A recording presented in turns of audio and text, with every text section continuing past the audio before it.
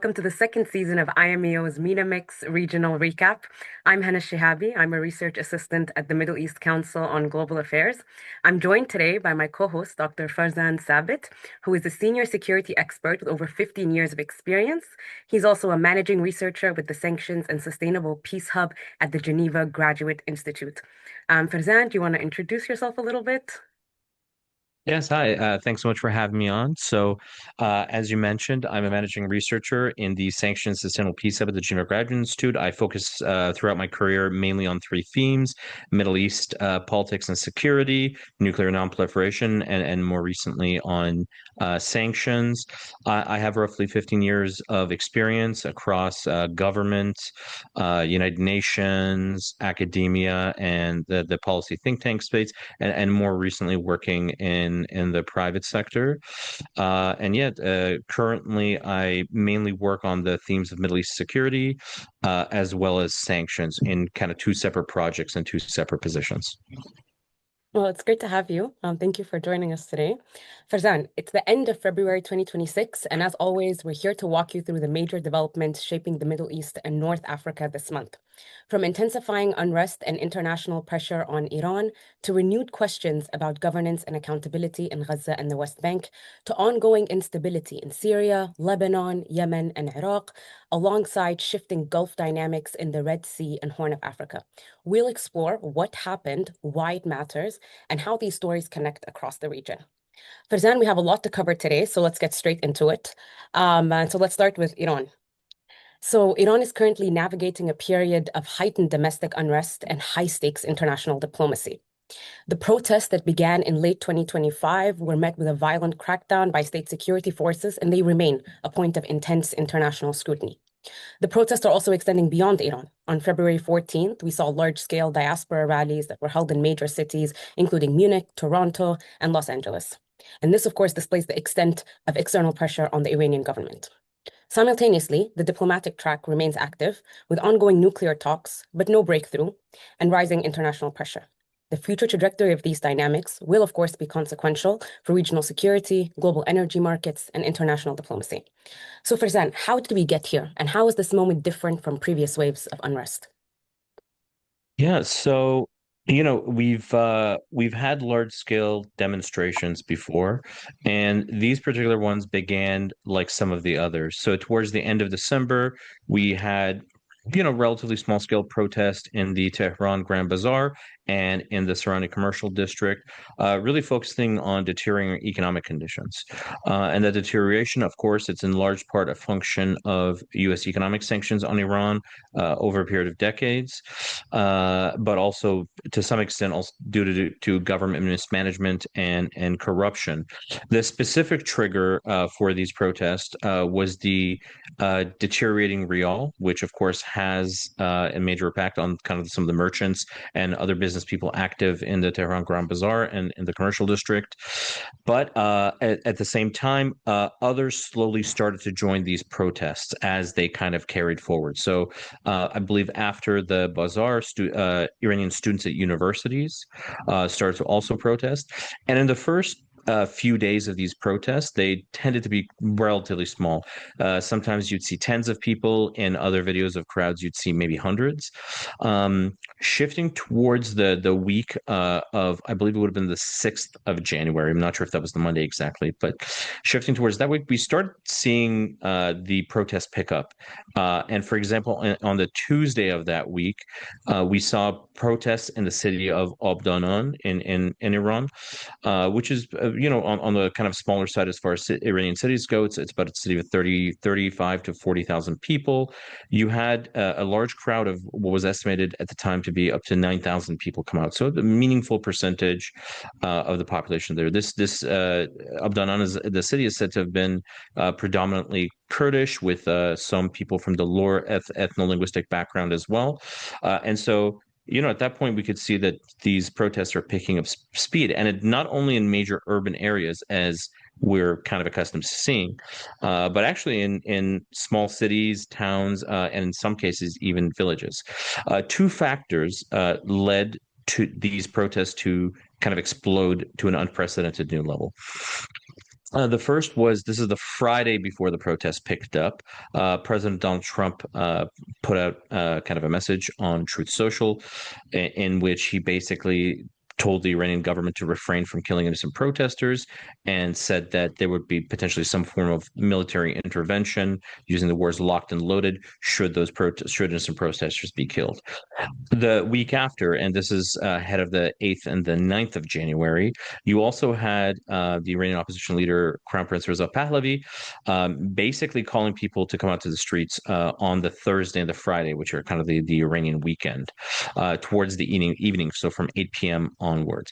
And so it's my belief that the confluence of these two factors, both President Trump's posts and subsequent comments, as well as the comments by the kind of opposition leader, whose profile within the opposition and Iranian political space has steadily grown over time, supercharged these protests. Many believing that they potentially had legs and they could do something to achieve some form of political change. And so we saw videos of potentially tens, hundreds of thousands. Some estimates put it in kind of a million and higher people come out. And, unlike protests, let's say the 2009 Green Movement, which, while it was quite large, arguably maybe at some points even larger than these protests, that movement, the Green Movement, fundamentally called for reform, whereas these protests called for regime change. Now, of course, the specific protest has to be seen in a broader context. We've had protests similar to this in December 2017, January 2018, November 2019, and of course, the Women Life Freedom Movement, roughly from September to December 2022. So these protests kind of build on a lot of the slogans and a lot of kind of the tactics of those previous movements, but taking them completely to a new level. And with the distinction that whereas in those previous movements, there was not necessarily a clear leadership figure, one at least appears to have emerged this time around. Yeah, and so what I would argue is that since roughly 1988, 1989, 1988 was the end of the Iran-Iraq War, a period during which Iran had been kind of at war with the state of Iraq for a period of 8 years. Of course, 1989, when the kind of founder of the Islamic Republic, the Ayatollah Ruhollah Khomeini, died, that kind of ended a decade-long period of a crisis and war following the 1979 revolution. These protests probably constitute the biggest threat to the existence of the Islamic Republic since roughly that decade and the end of that decade. So, in many ways, building on previous trends, but also unprecedented in other ways, and kind of bringing it home to today. Although those protests were very brutally crushed, it does appear that the spirit of resistance and defiance remains alive among Iranians. And, we saw as soon as the new semester started in Iranian universities, we have new protests, again, still on the smaller side, maybe tens or hundreds of people.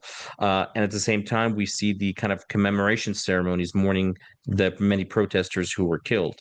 And we see again there tens, hundreds, sometimes more people coming out. So very bloody repression of these protests. We're no longer seeing the large mass demonstrations that we saw during January, but there seems to be an undercurrent that's continuing.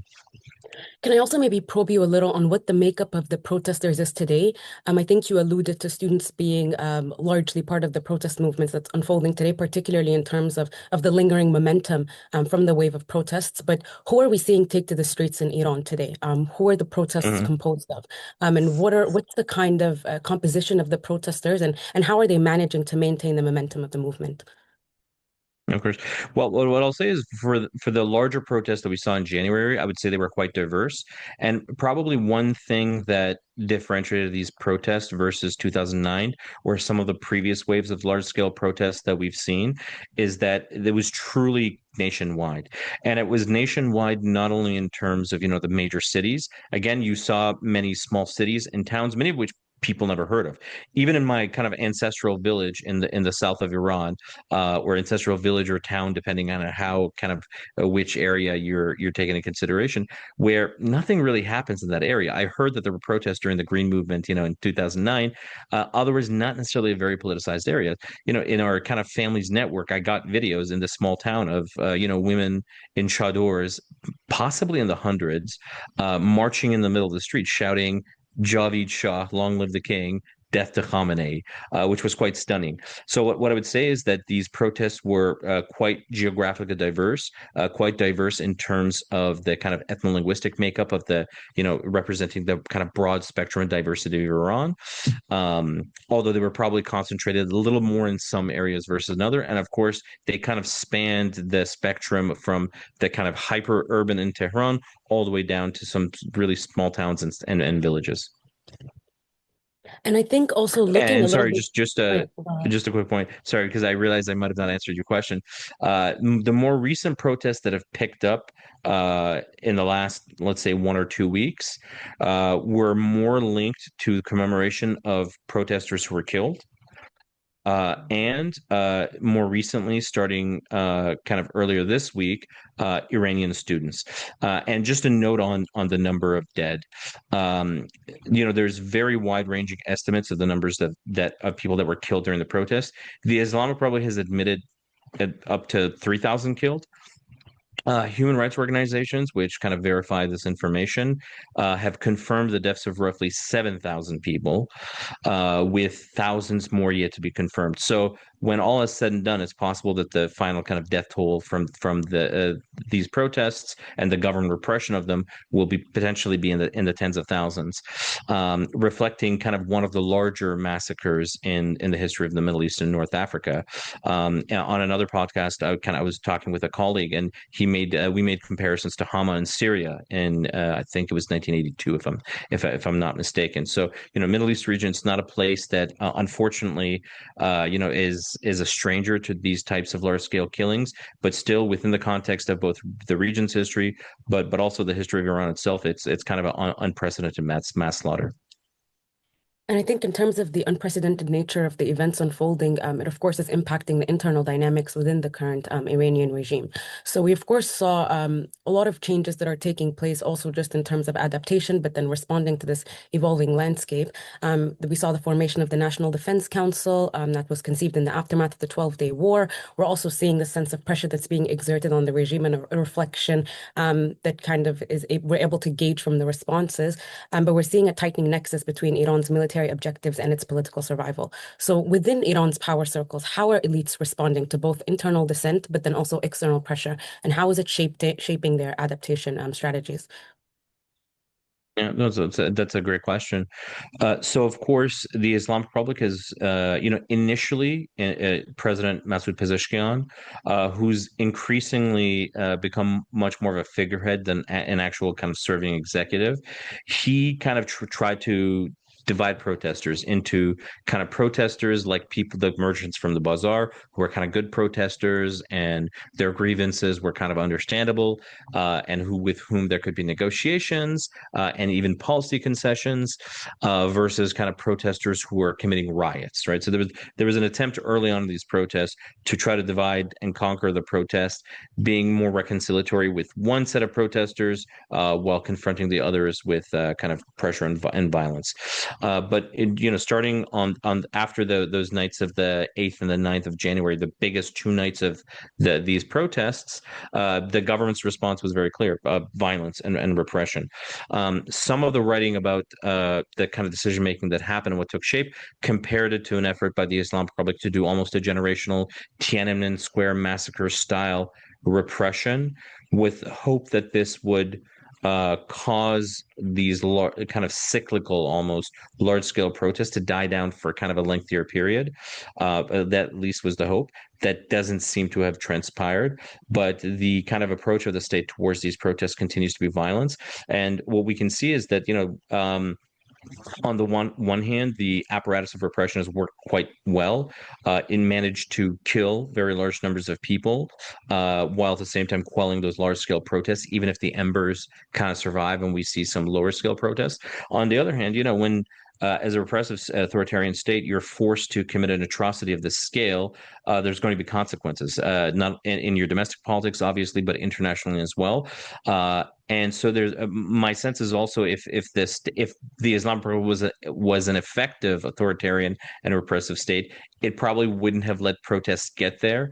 And so the states' lack of answers to the fundamental demands of protesters, whether they have to do with the state of the economy, whether they have to do with social and political freedoms, whether they have to do with kind of getting justice for the kind of crimes committed by the Islamic Republic. The Islamic Republic doesn't really have any answers. So while it's able to effectively use violence to repress them, kind of in the short term, they tend to return in the kind of medium to long term.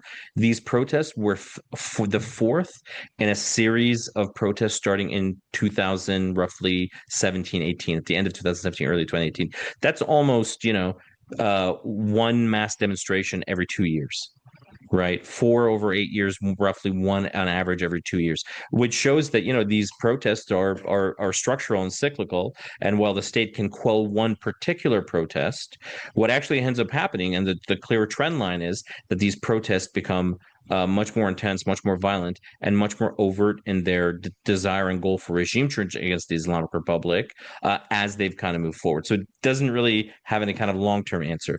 On the kind of broader strategic level, listen, the Islamic Republic has, like you mentioned, the formation of the or reformation of the Defense Council and kind of reorganization and kind of shuffling around officials across various decision-making bodies, including the Supreme National Security Council. It's attempted to address some of the shortcomings in the kind of national security apparatus, especially some of those that were exposed during the 12-day war. One of the things, for example, that's happened is, during the 12-day war, we saw the Israelis very successfully decapitate a large proportion of the senior military leadership of the Islamic Republic. And this, of course, caused a delay in the response function, the ability of the Islamic Republic to quickly respond to those attacks. And so, for example, one of the things they've done is to do a far greater number of appointments for each of those sensitive positions. So we've seen various figures, right? But we've seen officials state something to the effect that, for all of these key security, defense, even potentially political positions, those officials have been asked to kind of create a line of succession, sometimes going for maybe 5 levels deep, right? So that if in a subsequent round of military conflict, those officials are killed, the successor is kind of in place and ready to go. And so there will be less of a lag in the response time of the Iranian government to kind of foreign external aggression. So there's been kind of tactical adjustments, some changes here or there, but given the short space between the 12-day war and the kind of current Iran crisis we're seeing, and with a potential war on the horizon, it's not necessarily that much time for them to change things around. And they also have been cautious and hesitant about making drastic changes. So effectively, what I would argue is, while their position has improved in some ways, somewhat since the war, overall, it remains largely the same.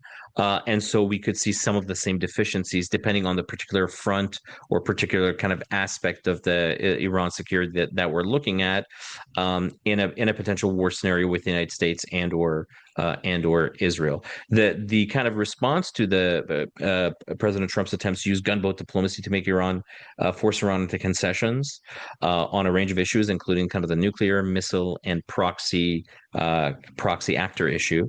The response to the Islamic to this effort has been resistance, right? What we've seen regarding some of the talks, and I'm not sure if this is something you want to go into later, or I kind of should address it now. But the Islamic Republic, it's remained quite steadfast in refusing to negotiate on issues which it sees as being vital to its national security, like the missile issue, or that are maybe more vital, less to its national security, but more to its identity, like the proxy issue. But of course, as in the past, they've been willing to engage on the nuclear issue. They've conducted 2 rounds of negotiations so far with the Trump administration, potentially a third coming out. These are kind of indirect proximity talks. From what we've heard, both through public sources and personally through kind of my own context regarding the talks, is that while Iran has been somewhat more forthcoming, for example, compared to the previous round of talks between Abbas Araghchi, the Iranian foreign minister, and President Trump's Middle East special envoy, Steve Witkoff, they've been a bit more forthcoming.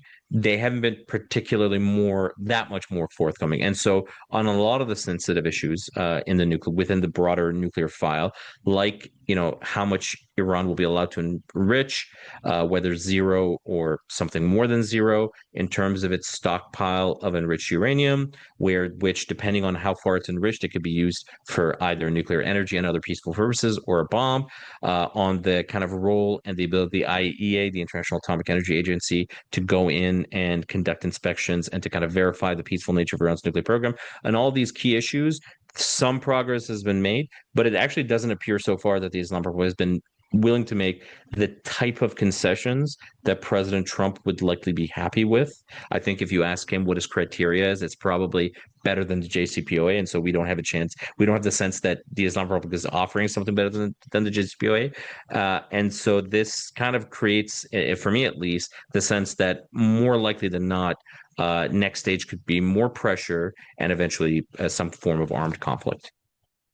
And I think Iran's red lines, that's a great segue into the next question I wanted to ask you, which was particularly about the bottlenecks we're seeing in this round or the ongoing rounds of negotiations, right? So we're seeing very modest progress be achieved. And it's like you said, the Iranian regime does not seem to be willing to make the kind of compromises Trump would expect for a breakthrough to take place. But alongside this active diplomatic track, we're also seeing the US simultaneously significantly bolster its military footprint in the region, right? We have 40,000 troops stationed at US bases across the Middle East. We have major naval assets deployed across the region. And according to Politico, the estimated cost of deploying US reinforcements in the region from December 2025 is $360 million. So, Farzan, what is Washington's real game plan here? Does this dual track of diplomacy and military pressure indicate that war is imminent, or is it designed to extract maximum concessions from Tehran? I think probably to extract maximum concessions from Iran, but the pathway to get there could vary, right? Although let's remember what the trigger for this crisis was. It was President Trump saying that he was going to intervene to kind of defend or at least avenge Iranian protesters who were arrested or who were being killed, right? It very quickly shifted roughly from mid-January onward to being about negotiations. Right.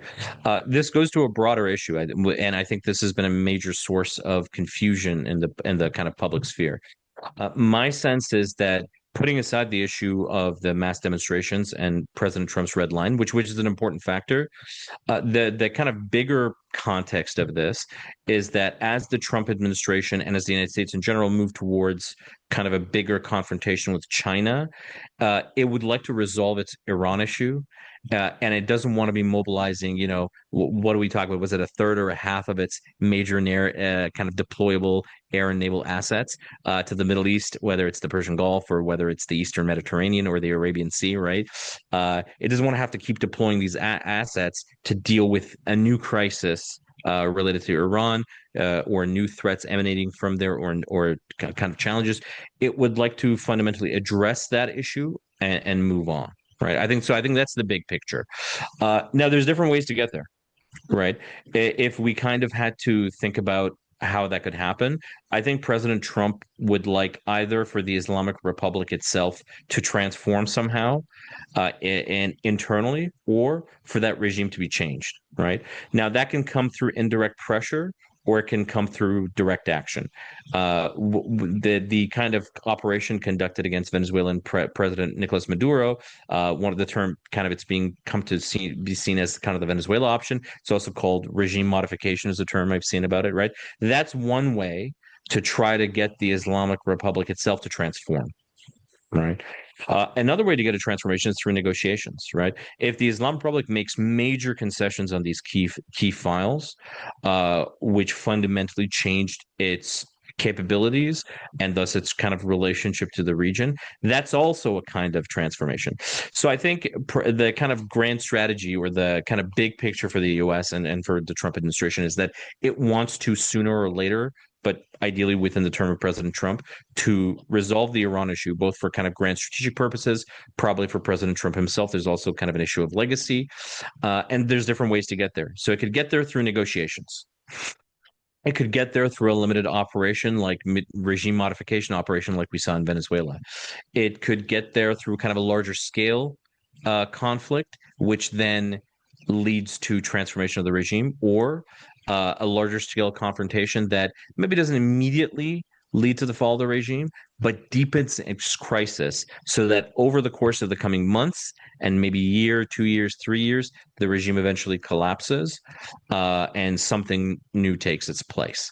Right. So I think that's kind of the broad goal. Now, if President Trump can get that through negotiations or can get a kind of a good enough deal through negotiations, I think he'd be happy for that with that, and that would potentially signal a substantive shift in the kind of approach of the ruling system inside of Iran. And if he can't do that, he'll use military means. And by the way, let's say the Trump administration uses those military options, right? There might be an effort or a possibility to negotiate a better deal after the use of military force, right? Maybe not. Maybe he declares victory, similar to after Operation Midnight Hammer when the U.S. struck Iran's key nuclear facilities. Maybe he declares victory and moves on. But this is an ongoing crisis. It's not like once that war is over, the crisis of the Islamic Republic itself is over, right? Its economy is still going to be deteriorating. We could see a rial that hits 2 million rial to $1 this year. Prior to the Trump administration, it was maybe 800,000. By the time of the kind of, I think by a few months ago, by the start of the protest, it had jumped from about 800,000 to 1.5 million, 1.6 million rial to $1. So the currency will still be depreciating. That's going to make imports more expensive. It's going to bring a new wave of inflation, potentially hyperinflation. If the Islamic Republic's security is severely degraded by U.S. military action, that means that it's going to be vulnerable to the predatory behavior of both neighboring states, but also non-state actors. So it deepens its security crisis. If these protests continue to survive at a lower level like they have been, maybe they flare up again and they become large scale protests again. And maybe given that the Islamic Republic has been weaker, we see a kind of a third round of fighting. Maybe Israel only, maybe the U.S. So I think one way or another, President Trump is going to try to advance towards that bigger goal of addressing the United States kind of Iran issue in the Middle East or in kind of the west of Asia, right? Um, and there's a number of ways to get there. And I think he's going to be looking for what the optimal path is, both in terms of getting the best outcome for the US, but at the lowest cost. But maybe also briefly, in terms of all of these potential scenarios, which one, in your sense, is the most viable path forward for both the US to achieve its strategic objectives, but then also just in terms of the other regional dynamics that are being managed in that process, right? We have Gulf diplomacy trying to avert a potential resumption of hostilities, but all of those factors considered, what's the path forward, do you think? And then also, how close are we to an actual all-out regional war? Or do you think the diplomatic pathway might kind of resolve? Well, I don't think it will, like you mentioned, resolve any of the structural issues, of course, but then also lead to a little bit of a calm period. Yeah, that's a great question. I can see a narrow pathway to a deal, and it would probably be, given that the Islamic Republic is not willing to, at this point, negotiate over the missile or proxy issues. I can see a narrow pathway to a nuclear deal. It's not very likely, but as part of such a deal, Iran would make major concessions.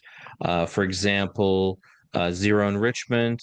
Maybe that's time bound, maybe it's not, but zero enrichment. Maybe it downblends its stockpile of enriched uranium. Maybe it ships it abroad. And of course, the kind of reassertion of IAEA monitoring over its nuclear program. What would it get for basically surrendering its nuclear program? A diffusion of the current crisis. I don't see at the current stage the U.S. giving the Islamic Republic any kind of substantive sanctions relief for such a major concession by the Islamic Republic, and that's partially because the nuclear asset has been significantly degraded since the 12-day war, and so it doesn't quite have the same weight as it did before. And at the same time, because the Islamic Republic, the kind of I guess animus towards it in Washington is at all-time highs. It's just murdered a lot of people. So also the optics of after saying you're going to intervene to protect people, handing over money to a regime and potentially giving it lifeline, it's going to be quite bad for President Trump. He's quite sensitive to comparisons to, let's say, President Obama, and so having that deal cast as maybe And being taco diplomacy. exactly. Um, and he not only does he compare not only that element, but also, for example, President Obama. There's this criticism that's been made of him that he said he would intervene against the use of chemical weapons in Syria. When he didn't intervene but made a deal with Syria, he was seen as not enforcing his red line. That's something that President Trump has kind of emphasized before, or the fact that during 2009 Green Movement protests, the Obama administration was not as forward-leaning to support Iranian protesters. So for all those and other reasons, I don't see the U.S. giving meaningful or large-scale sanctions relief, but it would diffuse the immediate crisis. Of course, it would come at a very high cost for the Islamic Republic after emphasizing and spending so much, investing so much in the nuclear program. But it would live to fight another day. Of course, that would not preclude a future round of Israeli attacks focused on the missile program or focused on trying to destabilize and the regime and decapitate its leadership, right? So I can see kind of a path to a narrow deal like that. It's not likely. But it's not negligible either, and it can't be ignored. More likely than not, I think we're probably headed towards some form of large scale conflict. Maybe if the strikes had happened as they were supposed to in the middle of January, they could have been symbolic or limited, kind of a one-off strike. Now I think we're more in the territory of maybe a limited war, either very comprehensive one-off campaign, but focused and limited, or a limited war. And that's just because, the Islamic Republic has also been signaling about the cost that it would impose on its foreign adversaries, as well as on neighboring states and the global energy markets, if it is attacked. It's whether it's a symbolic attack or it's kind of a regime change war, it's all the same. The Islamic Republic has declared it's going to go all out. I don't necessarily take that on face value. But as a kind of military planners, the U.S. leadership, the U.S. military leadership, has to take it seriously. And I think what's happened is that that's also helped shift the type of conflict we're going to see from something that would have been maybe in the low to mid range of attacks to mid to higher range. And what happens during that conflict and afterwards is anyone's guess. But it's possible that afterwards, either the Iranians will reach out and offer quote unquote a better deal, or that the Trump administration itself will see if a deal is possible in the aftermath of conflict. If not, again, he could declare victory and move on as he has before. But that wouldn't necessarily mean the end of the Iran crisis. We could see it extend. And of course, for regional states, this is kind of perceived as being quite dangerous and destabilizing in the long term. And the US is, of course, the biggest actor in these dynamics, but I've been struck by the absence of China and Russia in these discussions, particularly as far as extending that lifeline to Iran goes. Do you view them as having a place in these conversations or having a place in the way these scenarios unfold? Could they extend support to Iran in more concrete ways, do you think, to try and salvage the regime should an all-out war break out, or even if diplomacy stalls and tensions persist? Yeah, no, that's a complicated question. I think China and Russia do have a role. My understanding is they've been encouraging the Islamic Republic to engage in diplomacy, and to try to find a negotiated way out of this kind of crisis. They've also, since the 12th Day War, continued to support it in the ways they had when China has kept this kind of oil export lifeline open to the Islamic Republic. Of course, it's benefited China. It's been able to purchase kind of Iranian oil at very low prices. But at the same time, it's also exported goods that, while not necessarily directly weapon systems, are dual use. For example, precursors for Iran's ballistic missile production capacity. There's also rumors that it's shipped kind of some low to mid end military goods, even maybe radars. Those rumors are not necessarily confirmed so far. So there has been some support from China. It's much more important on the economic end. Potentially also some important stuff in terms of dual use goods, maybe even military goods. With Russia, the kind of cooperation support has been more on the military side. So again, rumors that Russia has kind of reached agreements and shipped weapons to Iran. again on kind of the low to mid range of arms. There's a recent report, and this report is about weapons that I think are supposed to arrive in 2007, about kind of shoulder launched missiles, if I'm not mistaken. It was in the Financial Times that Russia has agreed to export to Iran, which, for example, could be good for the Iranians to help better manage the drone threat, right? In terms of that big either diplomatic push and diplomatic support, we haven't necessarily seen very much from the Russians and Chinese, probably because they understand the complexity of that diplomacy, and of course also the dangers. And so while they've been broadly supportive of Iran diplomatically, they also haven't rushed to enter the fray and play a prominent role. And then on the kind of economic military ties, they've maintained the nature of the relationship with Iran, maybe increased the support a little bit at the margins. But as far as we're aware, for example, in the case of China, they're not willing to ship large quantities of advanced, for example, fighter aircraft or air defense systems. Uh, it's interesting. They will sell those weapon systems to U.S. allies. If I'm not mistaken, Egypt has benefited, for example, from the purchase of Chinese kind of advanced air defense systems. Not so for Iran.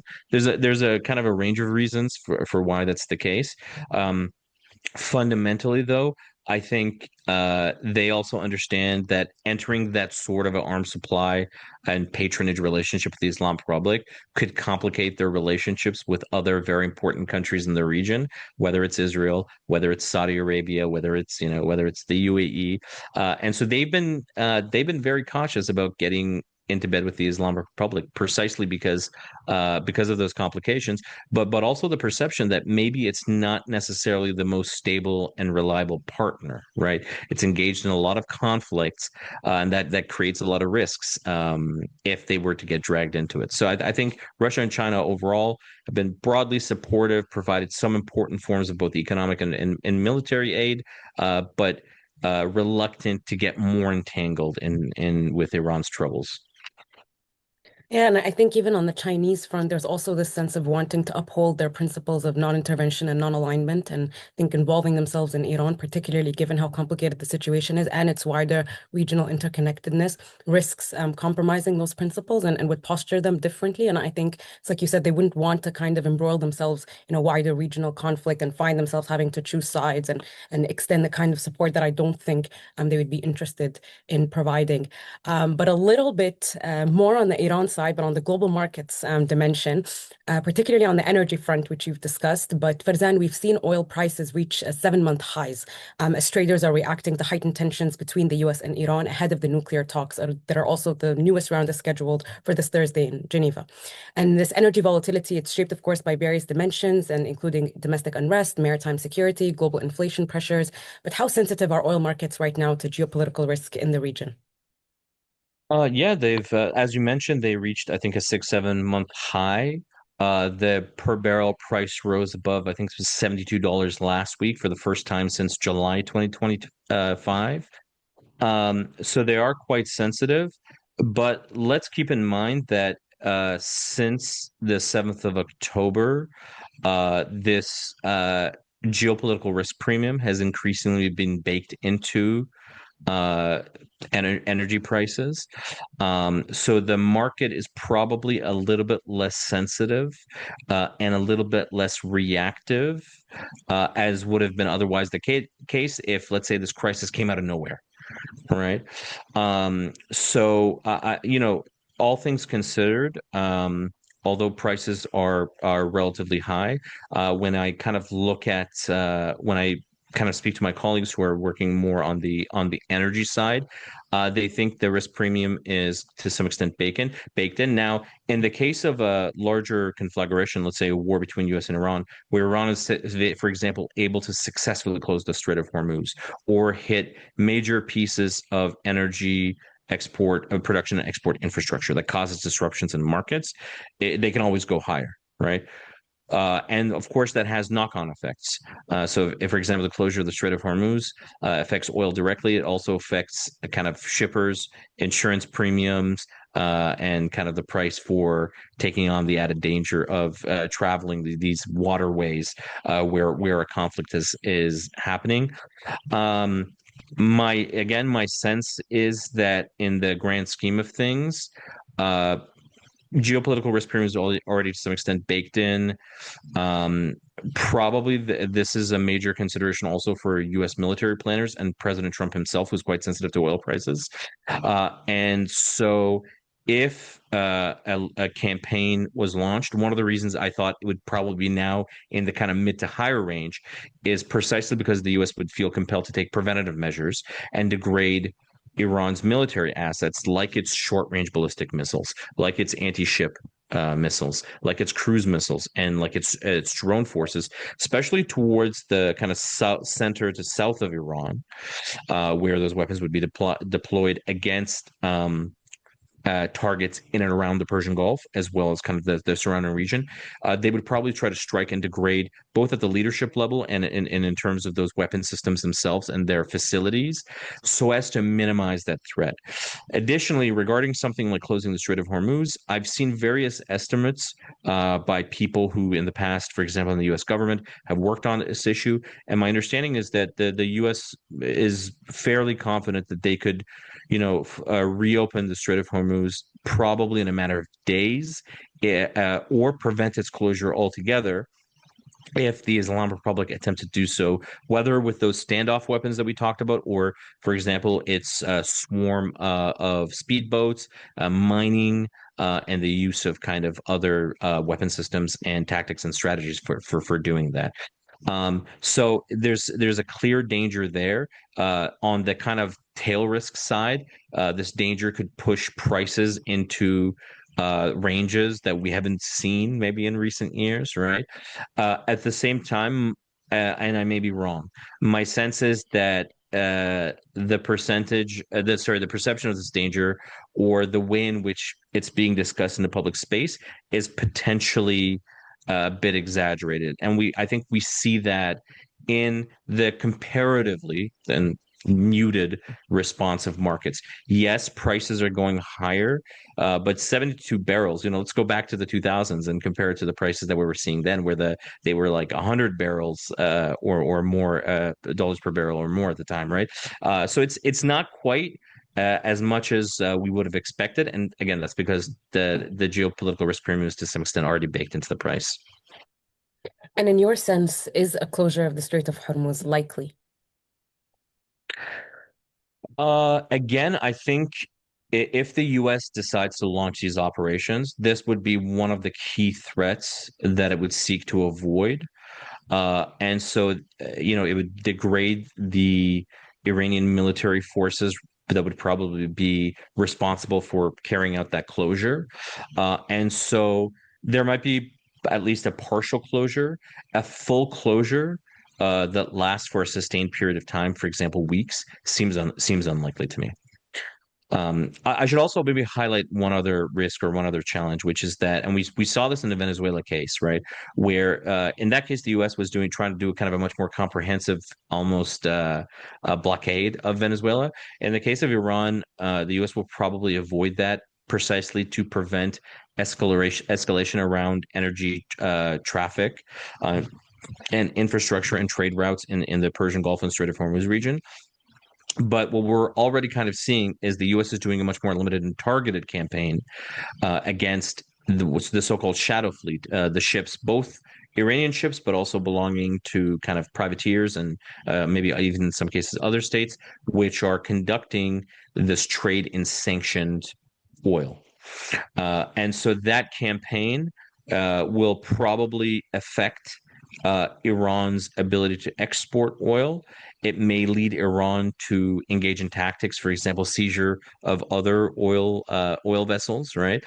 So that's also a risk at the margin. It's not as big as this kind of straight closure, something like the straight closure risk, or the destruction or disabling of a major energy production and export facility. But this is also a risk, maybe a little bit more at the margins, which should be cognizant of. Of course, it's a more immediately a risk for Iran, its ability to export oil which is, of course, key to its continuing functioning, but that it may try to internationalize that risk. Right. And so that's maybe another factor alongside war that we should keep in mind when we think about the impact of this broader conflict on global energy prices, especially for oil. And briefly, another factor that I wanted to get your insights on is we saw the axis of resistance play a prominent role in previous rounds of hostilities, but of course, the capacities of the various groups comprising the axis have been severely degraded. But today, is it viable? Can Iran still rely on any of these actors to project its power across the region? Can Iran rely on any of these actors, and which actors, if so, to offer some kind of deterrence, or is the axis of resistance a done deal? You mentioned the acts of resistance playing a prominent role. I would ask you this: has it? Aside from Ansar Allah, the Houthis in Yemen, which have really been the standout player in terms of both their ability to target their adversaries in ways that maximize impact and maximize risk. For example, trying to blockade traffic to Israel in and around the Red Sea, or targeting Israel with one-off missile or drone strikes, hitting, for example, near Ben Gurion Airport has happened in 2025.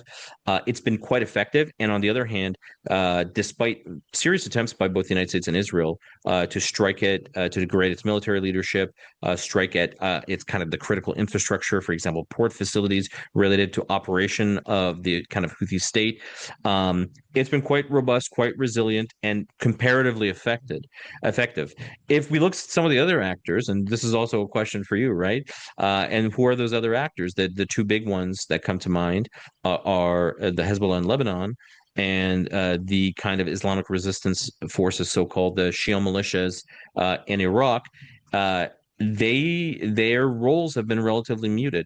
There's a claim that Iran held back Hezbollah from entering into the conflict in a major way. Well, what happened? And this was something I was saying in certain forums that you and I both might be aware of. What I was saying after the 7th of October was that, listen, it looks like it's Israel's plan to destroy the fronts of the acts of resistance one at a time at its own leisure. And this would then open further opportunities for Israel to strike Iran directly, which is exactly what happened. And so Israel saw its kind of strategic arsenal of missiles and drones and rockets destroyed or severely degraded. It's lost several layers of its top leadership. Not only Hassan Nasrallah, but his immediate replacement was also killed not long after. And so Hezbollah, this kind of much feared, one of the largest, most capable non-state actors, um, was at least partly dismantled or severely degraded before it could even play a major role. The same goes to some extent for the Shia militias in Iraq. They played kind of a minimal role. They conducted, I think, if I'm not mistaken, a strike against a U.S. or a facility in Jordan with U.S. troops on it, in which U.S. military personnel were killed. They received very kind of fierce strikes in response that killed several of their kind of commanders and personnel and destroyed some of their infrastructure. They haven't been very involved, right? When we saw the Bashar al-Assad regime was collapsing in Syria, my thought was that one of the forces that might be mobilized to try to forestall that collapse would be the Shia militias from Iraq. They didn't do that. Right. It seems that within the kind of complex politics of Iraq itself, they've been to some extent restrained. They also understand the limits of their capacity against a kind of a fearsome state like a superpower like the United States. And so again, aside from Ansar Allah, which has been effective, but in quite a narrow way, right? Those other militias have not been as effective. Now, the one caveat I'll put there is that listen, if the Islamic Republic has the impression that the war that's coming is an existential war, and it's a question of survival, then it might call in its chits, right? And so, one of the things we've heard is that that's one of the messages that's been communicated to Hezbollah. And so these actors might be called in. My sense is that the United States and Israel are aware of this, and so one of the consequences that we're seeing is the Israel potentially preparing for a new major offensive in Lebanon. Now, despite the ceasefire that's been in place there since November, we've seen almost daily Israeli strikes. This would significantly increase the tempo of attacks, especially focusing on Beirut itself, as well as the Bekaa Valley, where Hezbollah has a strong presence. It might even go after critical Lebanese infrastructure. If I'm not mistaken, the Lebanese foreign minister mentioned potential threats against Beirut airport today. And so that would be partly to forestall the threat of Hezbollah entering into a future conflict, although that might be triggered regardless of whether there is a U.S. Iran war or not, right? So my sense is that the acts of resistance, while it's not out, it's severely weakened. And we can kind of see this in the changing, let's say, geopolitical fault lines of the region, right? We have these new emerging blocks in the region. If you try to map out, and there's a lot of different maps that have been made of this kind of the new power blocks and the competition. You have, let's say, this and the status quo kind of countries led by, let's say, Egypt, Turkey, Saudi Arabia, Pakistan. On the other side, you have these kind of anti-status quo powers with kind of the UAE and Israel at their center. If you map it out, and you kind of color, here are the status quo powers, here are the anti-status quo powers, here's the battle state countries. In that map, you'll see a huge gap in the middle, which is left uncolored, and that's Iran. And I think that speaks to the geopolitical retreat of Iran and the acts of resistance in the wake of 7th of October and more recently the kind of 12th Day War. I think I would love to explore this in more depth, but I realize we're short on time. But I wanted to switch to another dynamic theater. As you know, the Middle East is not short on those. So we have Yeah. Gaza. So the ceasefire has entered a new phase and it's focused on governance, reconstruction, stabilization. Earlier this month, the Board of Peace held its inaugural meeting in Washington, where participating nations pledged billions of dollars towards reconstruction. We also saw the US establish the International Stabilization Force, and five nations have already committed troops. So we have Indonesia, which is expected to contribute the largest contingent. And I think that's interesting, actually. I mean, I wouldn't have anticipated that Indonesia be the country Yeah. contributing the largest contingent, but I guess we'll have to see how that evolves. Morocco, Kazakhstan, Kosovo, and Albania. And on the internal security front, we're also seeing Egypt and Jordan contribute to training a new police force in Gaza, which I also think is interesting as well, right? Because of the countries that are contributing to the International Stabilization Force, we only see one regional country, and it's Morocco, an Abraham Accord signatory, which is interesting, right? But then on the internal security front, it's Egypt and Jordan, two neighboring countries where obviously the stakes are really high. And so I Yeah. thought that was interesting, and I'd be curious to get your thoughts on that as well. But more broadly, on the Board of Peace, how does it fit into the broader landscape of multilateral diplomacy? I think when the Board of Peace was created, and even going back further, when President Trump, even before taking office, kind of threw his hat in the ring, and I think he helped facilitate what was that first kind of limited ceasefire, right? Before the second ceasefire that's kind of lasted longer, many of us were skeptical, right, of the both the earnestness of these efforts, but also to what extent they could be effective. But I have to say, the second ceasefire now has held. I think it was, if I'm not mistaken, last month, or earlier this month, actually, when the Hamas returned the body of the last deceased kind of hostage to Israel, and there was a partial reopening of the Rafah border, right? That kind of gave some momentum for the ceasefire to hold. This Board of Peace, again, many of us were skeptical. It's kind of falling outside traditional kind of UN, very broad multilateral frameworks. It's much more of a selective, self-selected forum. Um, but given that so far the efforts of the Trump administration, whatever critiques we want to make of them, have managed to create and kind of put in place some kind of stable ceasefire, I have to say, at least my first impression is that it's a positive step. If I'm not mistaken, Indonesia offered something like 8,000 troops, which is Yeah, which is quite exactly. significant. I think the others on that list were, like you said, Morocco, Kazakhstan, Kazakhstan, Kosovo, and Kosovo. Albania. The U.S. itself, if I'm not mistaken, and when it comes to reconstruction efforts, offered 10 billion.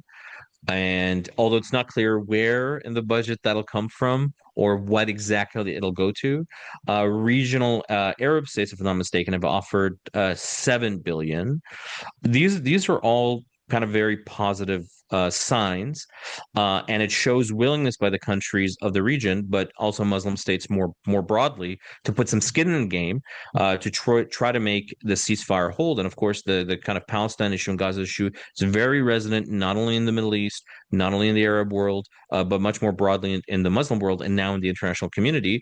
And so this seems to me, at least at first kind of bluff, or first glance, a real earnest effort to try to put in a sustainable process in place.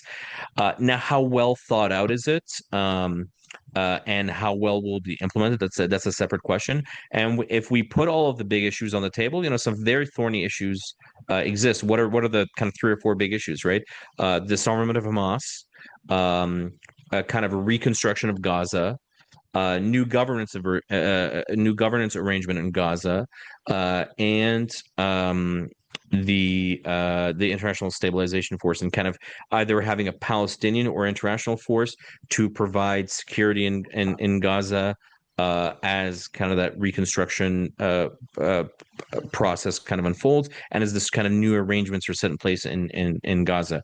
Uh, what's not on three out of four of those issues that in the discussion we just had, there's been some progress, right? Funding for reconstruction, and the International Stabilization Force. There's some movement. Egypt and Jordan training kind of a police force to help bring security to Gaza. And what was the fourth one? Or what was the other third one that we've kind of talked about, where there was a governance arrangement, right? So there's this kind of technocratic committee that's been put in place. But what's the thorniest issue? It's disarmament of Hamas. Specifically, at least the first step being removing the heavy weapons from Hamas. And that's kind of the thorniest issue. It's the one that there's probably been the least progress. What I hear is that the Trump administration has not really been focused on this issue. They've turned to this issue in recent weeks more and more, and might focus on it, or emphasize it further in the coming weeks and months. So it's quite possible that, just pure political willpower on the part of the Trump administration, but also regional states and partners who are kind of trying to make sure the phase two of the ceasefire in Gaza is successfully implemented. Maybe that's enough to help kind of sustain this and move forward. One last point I'll add, is that the reason this kind of disarmament issue is kind of sensitive is that, or very vital, is that it's also a great source of domestic political pressure on Israeli Prime Minister Benjamin Netanyahu. He's under pressure, especially from the right wing of his coalition, to gain concessions on this issue and to disarm Hamas, and if not, to resume military operations. For the time being, especially given that the Trump administration doesn't want a resumption of large-scale Israeli military operations in Gaza, that hasn't really happened.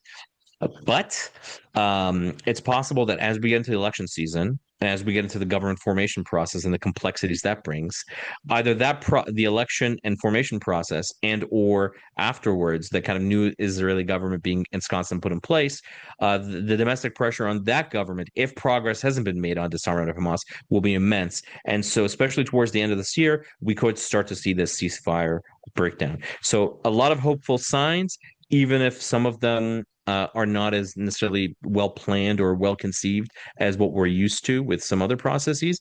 Hope for the future, and for kind of momentum to complete phase two, or to kind of successfully negotiate phase two and implement it, but also dangers on the horizon.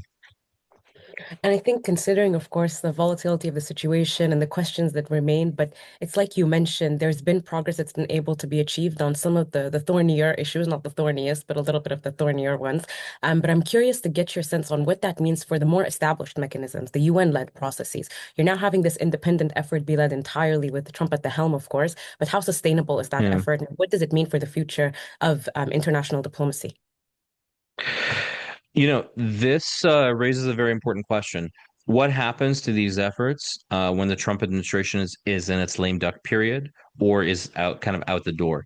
And if there isn't the political will or engagement, for example, by a new administration in the US, which is, let's say, democratic and hostile to the way that the Trump administration has done business, um, How sustainable is it beyond the term of President Trump? That's an important, valid question. Of course, if sufficient progress is made, it's possible that it holds, right? And it kind of remains in place. The other problem is, let's say, beyond this immediate horizon of, or this medium term horizon of the Trump administration, a new administration will be kind of confronted with personnel shortages or cuts within the U.S. government, defunding of key international organizations and UN agencies that would have either, would have at least helped with the implementation of these.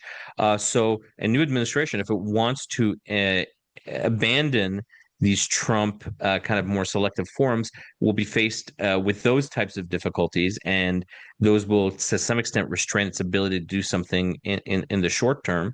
And this is a question, I'm based in Geneva, Switzerland, which is one of the seats of the UN. This is a very kind of big question here, but this about the future of the UN. It's clear that even without what the Trump administration was doing, probably the UN and its kind of the form that it existed was not necessarily very sustainable, especially because it was reliant on a small number of very big donors like the United States, which were increasingly skeptical for those forums, especially to the extent that they saw it as forums to bash them and their allies. They were also kind of skeptical of the efficacy of the United Nations. I can say, having been in the United Nations, I was fortunate to work for a UN agency, which was voluntarily funded, so we constantly had to fundraise, and so we really had to show our metrics of using those funds well to have outputs and kind of impact. That's not necessarily the same for some of the legacy UN organization. There's a lot of redundancy. A lot of the personnel are political appointees who are not necessarily serving a very productive function. So there's kind of a legitimate critique of the UN, and if the kind of international community that believes in the UN doesn't take proactive steps to address those, to reduce redundancies, create efficiencies, make sure that the UN is delivering results, we're going to continue to see the type of things like what the Trump administration has done. Although I will say, like, a lot of its cuts impacted organizations that were also doing excellent work. And to the extent that they were blind cuts, right? Maybe they didn't necessarily address the problems and actually hurt some of the organizations that were doing the best work. That remains to be seen. But it's absolutely a great question, and it raises big questions for the kind of future of international diplomacy. One last point I'll make on this is that what it kind of points to beyond kind of the legacy UN is also the creation of much more ad hoc, selective organizations or forums to address niche issues based on kind of a voluntarism of states that are willing to put skin in the game diplomatically, financially, even militarily, right? In the case of the Board of Peace. And so while we would like to do this maybe in a much more structured, regulated way, because there we can implement lessons learned, we can make sure that things are being done properly. This is kind of the model for the future. Not doing it properly, I think I'm trying to remember I'm forgetting now. It seems like it was a million years ago, even though it was a couple of months ago. But this organization that was set up for food delivery, if I'm not mistaken, in Gaza, right? It was set up. Do you remember what it was called? No, I'm forgetting right now. It slips was my mind. The Gaza humanitarian. I'm forgetting right now. I heard this word so many times. Now it's completely. It was just like less. It was maybe a year ago that we were having this discussion. Um, my understanding is that was created by maybe military veterans or people from the kind of private military company background, rather than people from the kind of multilateral NGO field who already have a lot of this experience. And so my understanding is that it was committing a lot of basic errors which could have been avoided if you did have a professional organization in place. So I think it's the Gaza Humanitarian That's a Foundation. That's right. humanitarian foundation. That's right. So that's to say that this trajectory that we're heading to, maybe it's a better model for internationalism, for kind of doing for global governance, or for not necessarily global governance, but for at least for multilateral action. But there's also a lot of valuable experience and infrastructure in the existing multilateral and kind of NGO ecosystem, which shouldn't be discarded and should be kind of put to use, including in a region like the Middle East. Yeah, and I think beyond the durability and credibility of the Board of Peace and seeing whether it outlives Trump or not, it's like you said, there are a lot of questions that the UN has to answer to and a lot of reform that's necessary. But of course, the work that the UN-led processes have led is very important and it's crucial in a region like the Middle East. So I think we'll have Absolutely. to wait and see how both tracks unfold. But our final topic that we'll be discussing today, it's a little bit further afield, but it's very much still connected to the region is the Horn of Africa's evolving landscape, Mm, where we're witnessing rising intra-Gulf competition play out. So Saudi Arabia and the UAE's competition, it's heating up across the Horn, from Sudan to Ethiopia to Eritrea, and these tensions were visibly present at the recent African Union summit. Farzan, what are the key mhm. drivers of this Gulf rivalry that's playing out in the Horn? Maybe this is the part where we kind of flip the script and I interview you. I've worked a little bit on this issue. I'm probably less adept at kind of understanding it in the Horn of Africa specifically. It goes back to the discussion we were having about what happens with the retreat of the acts of resistance, the kind of vacuum that leaves, and the kind of reorganization of regional fault lines. But here, I would actually be a little bit interested in hearing your views. If I'm not mistaken, you're in Cairo right now. So what's the view like from Cairo? Well, you're putting me on the hot seat, but I'll try and give this a shot. I think you have various complicated issues at play here, right? You have, I think, on the Saudi and the Emirati side, an active effort to try and establish influence across the Horn of Africa. Then you have a couple of pressure points that we've witnessed recently. I think prominently Somaliland's recognition. So Mm, Somaliland's recognition by Israel, and then reports of other countries that were anticipated to follow suit in the recognition of Somaliland obviously led to tensions reaching a boiling point across the Horn of Africa, particularly on the Somali side. And then we're witnessing the Gulf dynamics particularly play out in different ways. So we have Qatar and Somalia signing a defense agreement, for instance, right? Which is an interesting posturing because I think as far as the Horn discussions have gone, the arguments have primarily been focused on Saudi and the UAE, but other countries are often overlooked, of course, because they haven't been as forward in the way they've postured themselves, as in the case of Saudi and the UAE, particularly considering the UAE's embedded militarized presence now in Sudan specifically, I'll add, in their backing of the RSF.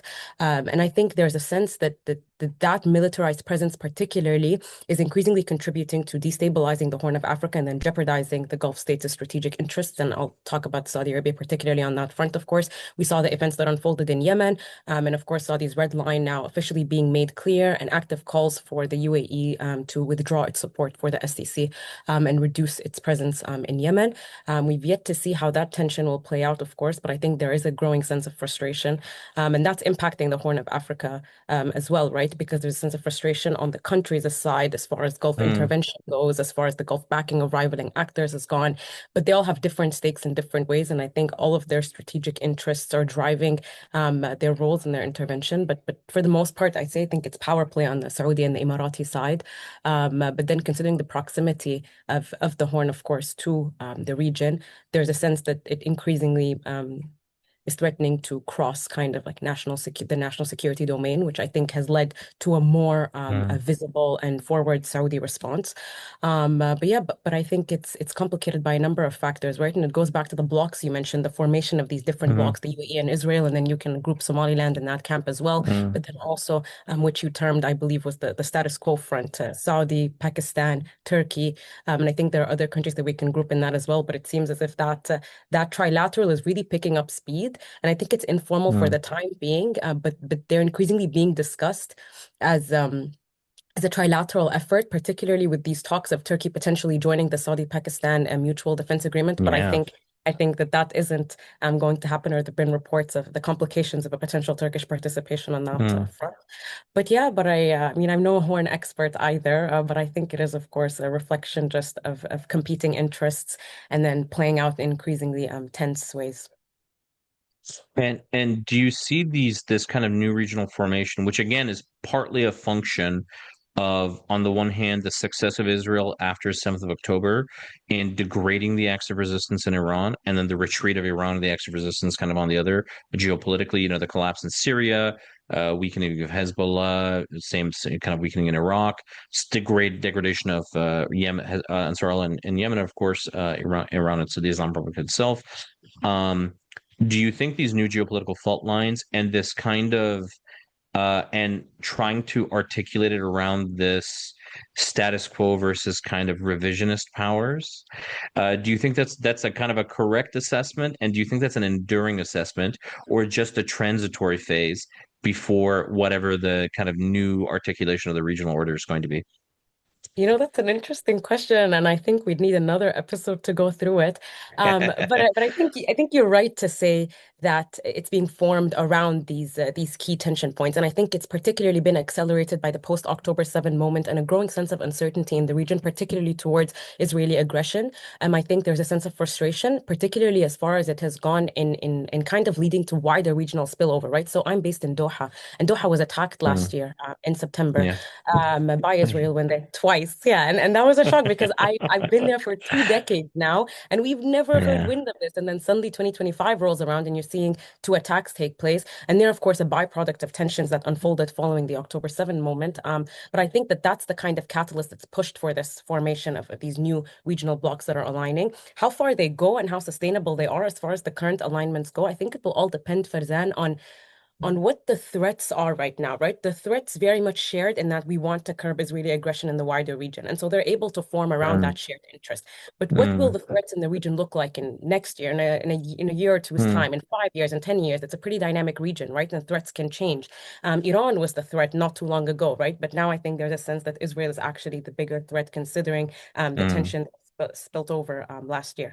But the sustainability of these blocks, I mean, I don't know. I'm compelled to believe that things in the region move a lot faster than we'd like. So I don't see mm, these blocks proving to be as sustainable as I think they mm. aspire to be. But we'll just have to wait and see. But what is your Absolutely. sense? That's very well put. How sustainable is this No, emerging regional order? I think I agree with your view. When we were I think in my kind of more private sector work, we were my team and our kind of the leader of that team. We were the first to write something on this, and we created maybe the first kind of graphic trying to articulate this as a kind of a month or two ago, and one of the critiques that we got back from the editors when we send in kind of the graphic was, well, here you have Saudi, Pakistan, Turkey, Egypt. These are very large, very powerful, in some cases, very wealthy and economic advanced countries. And counterposed to that, what do we have? Israel, UAE, Morocco, Bahrain, and I think Greece. And so in the broader articulation of what we were kind of trying to do, we also kind of put in like, okay, India is supporting them on these particular issues, right? Just to make the map a bit more balanced. But at least on the surface, the kind of US backed Israeli hegemony, it's quite possible that this is kind of a transitory phase that we're in. Think about, new administration comes in, there's a huge wave inside of the United States, both within the kind of younger parts of the Republican Party, but also in the Democratic Party, which is quite strongly anti-Israel. It's quite, the current Israeli successes after the 7th of October have been partly a product of two of the most pro-Israel presidents in U.S. history, Joe Biden and Donald Trump.